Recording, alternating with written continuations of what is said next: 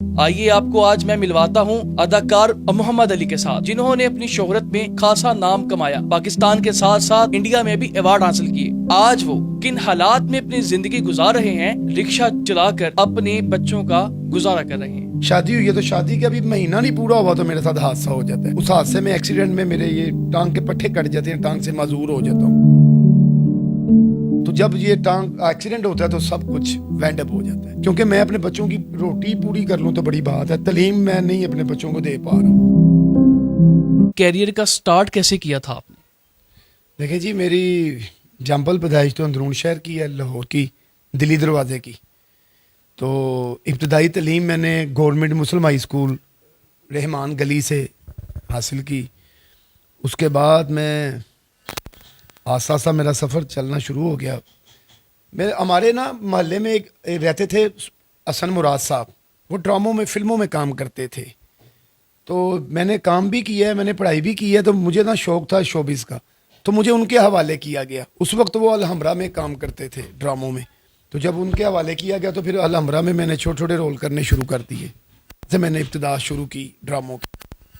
تو جب آپ انڈیا گئے اس وقت کیا آج تھی، اور انڈیا کس طرح جانا ہوا؟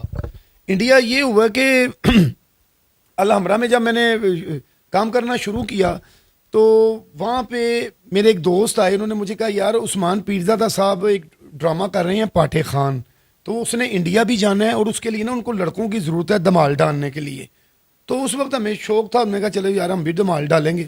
تو میں ان لڑکوں کے ساتھ جب عثمان پیرزادہ کے وہاں پہ گیا ہوں ان کے آفس، تو جب ان کی نظر پڑی ہے تو انہوں نے مجھے ڈائریکٹ ہی اپنے ڈرامے کا ہیرو کاسٹ کر لیا، دلہ بھٹی، کیونکہ میں باڈی بلڈر تھا اور میرے بڑے بڑے بال تھے۔ تو اس وقت میں جب مجھے انہوں نے کاسٹ کیا تو ان کے ساتھ سہراب افغان صاحب تھے جو ایز اے اسسٹنٹ ان کے ساتھ کام کر رہے تھے۔ تو پھر انہوں نے مجھے ڈیولپ کیا، انہوں نے مجھے سکھایا کہ میں نے کیسے بولنا ہے، کیسے کرنا ہے، پرفیکٹ کیا۔ تو پھر میں نے وہ کنٹینیو 21 سال وہ رول کیا ہے دلہ بھٹی کا ایز اے ہیرو۔ 21 سال کی؟ 21 سال۔ اور اس کے بعد جب ہمارا ڈرامہ پاپولر ہو گیا یہاں پہ، تو پھر انہوں نے کہا بھی اب انڈیا جانا ہے آپ نے۔ پہلی مرتبہ انڈیا گیا ہوں تو ماشاءاللہ 2 ایوارڈ لے کر آئے، انڈیا کے تمام شہروں میں ہم نے اپنی پرفارمنس کا لوہا منوایا۔ اور اس کے بعد جب دوبارہ گیا ہوں تو دوبارہ ہمارے ساتھ وسیم عباس، صبا پرویز اور گنگا ڈولیا جو اس وقت بیچارہ دنیا میں نہیں ہے، اور بڑے بڑے سینئر، سائیں اختر جو تھا، سائیں ظہور گلوکار ہے وہ ہمارے ساتھ گیا، شیر میاں داد، بدر میاں داد، یہ ہمارے ساتھ جاتے رہے ہیں۔ اچھا محمد علی صاحب، مجھے یہ بتائیے گا کہ اتنا عروج دیکھا، اتنا کام کیا، میں ابھی آپ سے ملا ہوں تو میری آپ کی ملاقات باہر روڈ پہ ہوئی ہے اور آپ کو میں نے رکشے میں دیکھا ہے، تو مجھے بتائیے گا کہ یہ رکشے کا سفر کیسے آ گیا کہ فلم انڈسٹری سے اتنے عروج سے اتنے زوال کی طرف یہ کیسا ٹرن لیا ہے زندگی نے؟ دیکھیں جی، جب میں انڈیا سے آیا ہوں نا تو مجھے انڈیا میں کہا گیا تھا کہ محمد علی صاحب آپ کو عثمان پیرزادہ کا بھائی ہے سلمان پیرزادہ، آپ کو اس نے اپنی انگلش فلم میں کاسٹ کر لی ہے، کیونکہ مجھے ولن بننے کا شوق تھا۔ تو انہوں نے میری باڈی کے حساب سے، میری باڈی لینگویج کے حساب سے، میری ڈائلاگ ڈیلیوری کے حساب سے انہوں نے کہا بھی آپ کو انہوں نے اپنی فلم میں کاسٹ کر لی ہے۔ تو مجھے مبارکبادیں دینے شروع ہو گئے، تو میں بڑی خوشی خوشی سے یہاں پہ آیا ہوں، یہاں پہ شادی کروائی ہے میں نے۔ شادی ہوئی ہے تو شادی کا بھی مہینہ نہیں پورا ہوا تو میرے ساتھ حادثہ ہو جاتا ہے۔ اس حادثے میں ایکسیڈنٹ میں میرے یہ ٹانگ کے پٹھے کٹ جاتے ہیں، ٹانگ سے معذور ہو جاتا ہوں۔ تو جب یہ ٹانگ ایکسیڈنٹ ہوتا ہے تو سب کچھ وینڈ اپ ہو جاتا ہے، چارپائی پہ آ جاتا ہوں میں، تو سب میرا ختم ہو جاتا ہے۔ پھر میں کنٹینیو تقریباً 1.5 2 سال 5 سال 7 سال گزر گئے۔ 7 سال کے بعد جب ریمبو کو پتہ چلا ہے کہ محمد علی کے ساتھ یہ حادثہ ہوا ہے تو پھر اس نے مجھے اپنے گھر میں بلوایا ہے، گھر میں بلوا کے میری عزت کی ہے، اور اس نے مجھے دیکھا، کافی بیچارہ میرے گلے لگ کے رویا کہ یار تجھے کیا ہو گیا ہے۔ ریمبو صاحب کے علاوہ میں تو چونکہ یہ بات کو سنتا ہوں کہ فلم انڈسٹری اور ڈرامہ انڈسٹری ایک فیملی کی طرح ہے، وہ اپنے ہر کریکٹر کا، ہر آرٹسٹ کا بڑا خیال رکھتے ہیں، تو ان کے علاوہ کسی ڈائریکٹر نے، کسی پروڈیوسر نے، کسی بندے نے رابطہ نہیں کیا؟ نہیں، اصل میں نے خود کسی سے رابطہ نہیں، انہوں نے بھی نہیں کیا اور میں نے خود بھی کسی سے رابطہ نہیں کیا، میں نے کسی کا دروازہ نہیں کھٹکھٹایا۔ ریمبو کا میں نے پتہ نہیں، بس میری بیگم نے کہا ہے کہ آپ کے ساتھ تو اتنی پکچریں، کیونکہ ریمبو کی جب سالگرہ ہوتی تھی صاحبہ کی تو میں سالگرہ پہ جاتا تھا، تو ریمبو کے ساتھ بڑی اچھی دوستی سی، میری دوستی تھی، بہت ہی اچھی، بڑے اچھے تعلقات تھے۔ تو اس کا نمبر تھا میرے پاس، تو پھر میری بیگم نے کہا ٹرائی تو کریں، تو مہربانی ریمبو کی، میں نے اس کو ٹرائی کیا 6 7 سال بعد اس حادثے کی، جب سب کچھ بک چکا تھا، کچھ نہیں تھا میرے پاس۔ تو ریمبو نے پھر مجھے بلوایا, اپنے پروگرام نے بلوا کے مجھے رکشہ دی ہے. تب سے 2015 سے لے کے اب تک میں رکشہ ہی چلا رہا ہوں. رکشے سے گزارا وغیرہ ہو رہا ہے, بچوں کی تعلیم وغیرہ کس طرح مینج کریں سب کچھ؟ دیکھیں جی, آپ نے سوال دو ایسے کیے ہیں کہ گزارا ہو رہا ہے. گزارا تو الحمدللہ ہو رہا ہے, شکر الحمدللہ, اللہ تعالیٰ عزت کی روٹی کھلا رہا ہے.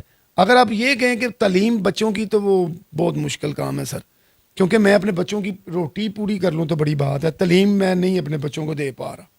بچے اسکول نہیں جا رہے آپ کے؟ نہیں جا رہے. تقریباً 5-6 سال ہو گئے ہیں میرے بچے اسکول نہیں جا رہے, کیونکہ میں نے 5-6 سال پہلے میرے تھوڑے سے حالات ہوئے تھے, کسی بندے نے میری تعاون مجھ سے کیا تھا, تو میں نے اپنے بچے داخل کروا دیے تھے. تو اس کے بعد جب ختم ہوا تو پھر وہ بچوں کی فیسیں, ظاہری بات ہے اسکول والے پھر ان چیزوں کو تو نہیں نہ مانتے. وہ کہتے ہیں بھائی ہم نے اپنا اسکول چلانا ہے, ہمیں بھی بل آتے ہیں, ہم نے بھی بلڈنگ کے کرائے دینے ہوتے ہیں. تو پھر میرے بچے بیچارے 5 سال ہو گئے ہیں اب گھر میں بیٹھے ہیں, نہیں جا رہے بیچارے. محمد علی صاحب مجھے یہ بتائیے گا کہ اگر کوئی آپ سے رابطہ کرتا ہے, کوئی آپ کی امداد کرنا چاہتا ہے, تو وہ آپ سے رابطہ جو ہے, کوئی رابطہ نمبر ہو آپ کا, وہ کس طرح رابطہ کرے؟ اور دوسرا مجھے اس کے بعد یہ بتائیے گا کہ آپ اگر رکشے کے بعد کچھ کرنا چاہیں, کچھ ایسا روزگار یا کچھ ایسی چیز کے جس کے آپ ایکسپرٹ ہوں, تاکہ جو ہے وہ اس کے آپ کو بھی آسانی ہو سکے اور لوگوں کا بھی فائدہ ہو سکے, اس طرح کوئی مائنڈ ہے آپ کا, کچھ سوچتے ہیں؟ کیونکہ آپ نے تو اتنا سال اتنی دیر انڈسٹری کو دی ہے, تو ایک اچھے آرٹسٹ بھی ہیں آپ, ویلن کا کریکٹر بھی کیا ہے, اور آپ کی جو فٹنس وغیرہ ہے یہ بھی بڑی کمال ہے. دیکھیں جی, میں تو یہ کہوں گا کہ میں ایک باڈی بلڈر کوالیفائڈ کوچ ہوں. اچھا. میرے آگے جتنا مرضی موٹا انسان لے آئیں, میں اس کو ڈائٹ پلان کے ذریعے, اپنی ٹریننگ کے ذریعے اور دیسی جڑی بوٹیوں کے, کیونکہ میں میڈیسن کے بڑا سخت خلاف ہوں. میڈیسن جو ہے نا, آج کل جموں میں میڈیسنیں یوز ہوتی ہیں, بچوں کو کیپسول کھلائے جاتے ہیں, پتہ نہیں کیا کیا پاؤڈروں میں گولیاں پیس کے ڈالی ہوتی ہیں, وہ گردوں پہ اثر کرتی ہیں بچوں کے. مجھے اللہ تعالیٰ نے دیسی جڑی بوٹیوں کے ساتھ اتنا نوازا ہوا ہے اللہ تعالیٰ نے مجھے, کہ جب میرے ساتھ حادثہ ہوا تھا تو ڈاکٹروں کی کتاب میں میرے بچے نہیں پیدا ہو سکتے تھے, میں اٹھ کر بیٹھ نہیں سکتا تھا, کیونکہ میرے اندر سے گردہ نکل گیا ہوا ہے, پتا نکل گیا ہوا ہے, آدھا جگر کٹا ہوا ہے, ریڑھ کی ہڈی کا موڑا ٹوٹا ہوا ہے, ٹانگوں کے پٹھے کٹے ہوئے ہیں, نسوں کے پٹھے کٹے ہوئے ہیں. لیکن میری اللہ کے نیک ولیوں کے ساتھ وابستگی تھی. مجھے اللہ کے نیک ولیوں نے نقصوں کے ساتھ اتنا نواز دیا ہوا ہے کہ اگر کسی کو کالا جرقان ہو, ڈاکٹر نے جواب دے دیا ہو, تو الحمدللہ میں اس کا علاج کرتا ہوں. اگر مرکی کے دورے پڑتے ہوں تو میں دوائی اس کی فی سبیل اللہ دیتا ہوں. تو مجھے اللہ تعالیٰ نے ان چیزوں سے نوازا ہوا تھا, پھر میں نے وہ دیسی جڑی بوٹیاں کھائیں تو میں ٹھیک ہوا ہوں. باڈی بلڈنگ کے حوالے سے اگر میں کسی کو سلم کرنا چاہوں تو دیسی جڑی بوٹیوں کے ساتھ, اگر سائز میں لانا چاہوں تو دیسی جڑی بوٹیوں کے ساتھ. اللہ تعالیٰ نے مجھے اتنا فن دیا, اور میری دل کی خواہش ہے کہ کوئی اللہ کا بندہ مجھ سے تعاون کرے تو میں اپنے پاکستان کو منشیات سے پاک کر دوں, ایک جم بناؤں جس میں نئی جنریشن, جو ہمارے بچے نئے جوان ہو رہے ہیں, تو ان کو جم کی طرف مائل کروں, تاکہ جم میں آئے, ان کو اپنی فٹنس کی عادت پڑے, اپنی جان سنبھالنے کی عادت پڑے, ان کو باڈی بلڈر بناؤں. میری یہ خواہش ہے بس کہ میں جم بناؤں.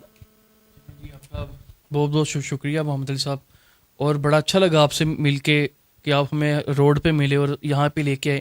لیکن یقین کریں, میں جب تک یہاں پہ آیا ہوں تو نہ کوئی چارپائی ملی, نہ کوئی بیڈ ملا, اور یہ ایک کمرہ اور ایک ساتھ والا کمرہ, اس کے اندر نیچے بستر لگے ہوئے ہیں, تو کس طرح گزارا کرتے ہیں؟ جی شکر الحمدللہ, ہمارے نبی پاک نے تو کھجوروں کی چٹائی پہ زندگی بسر کی ہے, اور انہوں نے, ان کے مکان تو بالکل کچے تھے, تو پھر بھی شکر الحمدللہ ہم صاف پانی پی رہے ہیں, نہ ہمیں کنوؤں کے پانی نکالنے پڑ رہے ہیں, نہ ہمیں کہیں دور سفر کرنا پڑ رہا ہے. مجھے ایک بات کی بڑی خوشی ہے, میں عوام کو کہنا چاہوں گا کہ یار شکر ہے اللہ کا کہ اللہ تعالیٰ نے قبرستان ایک بنایا ہوا ہے جہاں پہ امیر نے بھی دفن ہونا ہے, غریب نے بھی دفن ہونا ہے. نہیں تو اگر امیروں کے قبرستان الگ ہوتے تو انہوں نے کہنا تھا چلو غریباں نو تہاڈا قبرستان وکھرا ہے. یار یہ اللہ کا بڑا شکر ہے کہ اللہ تعالیٰ نے کفن ایک بنایا ہے, کہ ہم جیسے غریبوں نے بھی وہی کفن پہننا ہے جو امیر آدمی نے بھی پہننا ہے. وہ خدارا کچھ سوچو یار, کیونکہ چکے نو پھل لگتا ہے. کسی نے اپنے درویش نو پوچھا کہ سرکار جیڑی کیڑی ہوندی ہے, کیڑی دی بھی چسٹ ہوندی ہے, کیڑی دا بھی بہانا ہوندا ہے, تے اللہ دے درویش نے کیا ہوندا ہے؟ تے کہندے نے سرکار نظر نہیں آندا. نے کہا الوا پہلے کیڑی جنہ جھکتے صحیح, جھکیں گا تو سب کچھ نظر آ جائے گا. تو یہ اللہ دا بڑا شکر ہے کہ اللہ تعالیٰ نے قبرستان ایک بنایا جی امیر بھی دفن ہونا ہے تے غریب نے بھی دفن ہونا ہے. پھٹا بھی وہی ہے محلے دا, جہے امیر تو امیر آدمی نے بھی نہانا ہے تے غریب تو غریب آدمی نے بھی نہانا ہے. اللہ دے بڑا شکر ہے یار, نہیں تے اگر غریباں دا تے امیراں دا قبرستان وکھو وکھ ہوندا تے اسی سارے نے ذلیل ہو جانا سی. ਤੇ ਔਕਾਤ ਹਰ ਬੰਦੇ ਦੀ ਇੱਕੋ ਹੀ ਹੁੰਦੀ ਹੈ, ਕਿਉਂਕਿ ਇੱਕੋ ਫੱਟੇ ਤੇ ਨਹਾ ਕੇ ਜਾਣਾ, ਇੱਕੋ ਕਫਨ ਪਾਣਾ, ਇੱਕੋ ਹੀ ਕਬਰਸਤਾਨ ਹੈ। ਤੇ ਇਹ ਕਦੀ ਨਹੀਂ ਕਿਸੇ ਨੂੰ ਕਹੀਦਾ ਕਿ ਆਪਣੀ ਔਕਾਤ 'ਚ ਰਹਿ ਕੇ ਗੱਲ ਕਰੋ। ਭਾਈ ਤੇਰੀ ਮੇਰੀ ਔਕਾਤ ਇੱਕੋ ਹੀ ਹੈ। ਨਹੀਂ ਤੇ ਸ਼ਾਹੀ ਕਿਲੇ ਦੇ ਮਾਲਕ ਜਿਹੜੇ ਨੇ, ਲੱਭੋ ਕਿੱਥੇ ਜੇ? ਤਾਜ ਮਹਿਲ ਦੇ ਮਾਲਕ ਕਿੱਥੇ ਨੇ? ਸ਼ੀਸ਼ ਮਹਿਲ ਦੇ ਮਾਲਕ ਕਿੱਥੇ ਨੇ? ਉਹ ਸਭ ਕੁਝ ਇੱਥੇ ਹੀ ਰਹਿ ਜਾਣਾ ਹੈ। ਸੋਚੋ, ਨੇਕੀ ਕਰੋ।